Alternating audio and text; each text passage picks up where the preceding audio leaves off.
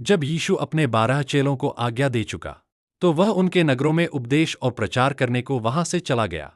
यूहन्ना ने बंदीगृह में मसीह के कामों का समाचार सुनकर अपने चेलों को उससे यह पूछने भेजा कि क्या आने वाला तू ही है या हम दूसरे की बात जो है?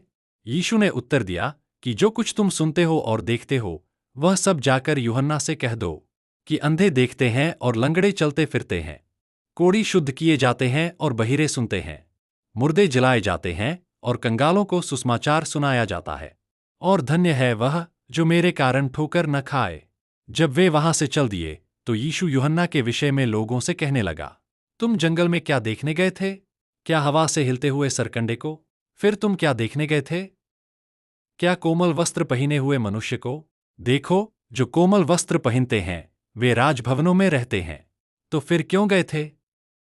क्या किसी भविष्यद्वक्ता को देखने को? हाँ, मैं तुमसे कहता हूं, वरन भविष्यद्वक्ता से भी बड़े को। यह वही है जिसके विषय में लिखा है कि देख, मैं अपने दूत को तेरे आगे भेजता हूं, जो तेरे आगे तेरा मार्ग तैयार करेगा।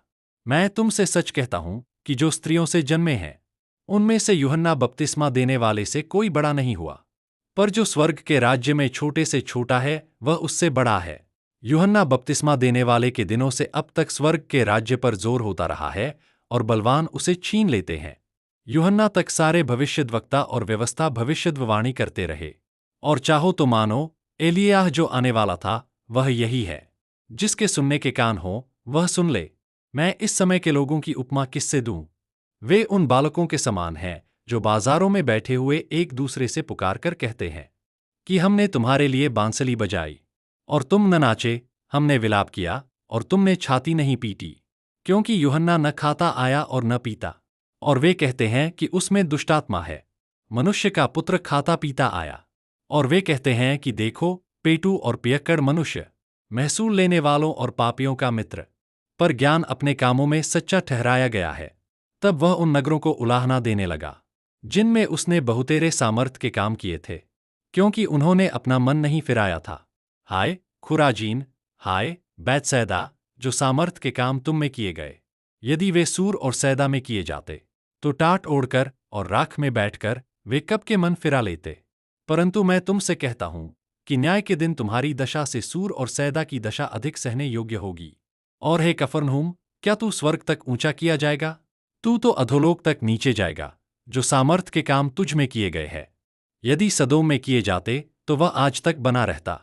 पर मैं तुमसे कहता हूं कि न्याय के दिन तेरी दशा से सदोम के देश की दशा अधिक सहने योग्य होगी। उसी समय यीशु ने कहा, हे पिता, स्वर्ग और पृथ्वी के प्रभु, मैं तेरा धन्यवाद करता हूं कि तूने इन बातों को ज्ञानियों और समझदारों से छिपा रखा और बालकों पर प्रकट किया है। हाँ, हे पिता, क्योंकि तुझे यही अच्छा लगा। मेरे पिता ने मुझे सब कुछ सौंपा है, और कोई पुत्र को नहीं जानता, केवल पिता, और कोई पिता को नहीं जानता, केवल पुत्र और वह जिस पर पुत्र उसे प्रकट करना चाहे। हे सब परिश्रम करने वालों और बोझ से दबे लोगों, मेरे पास आओ, मैं तुम्हें विश्राम दूंगा।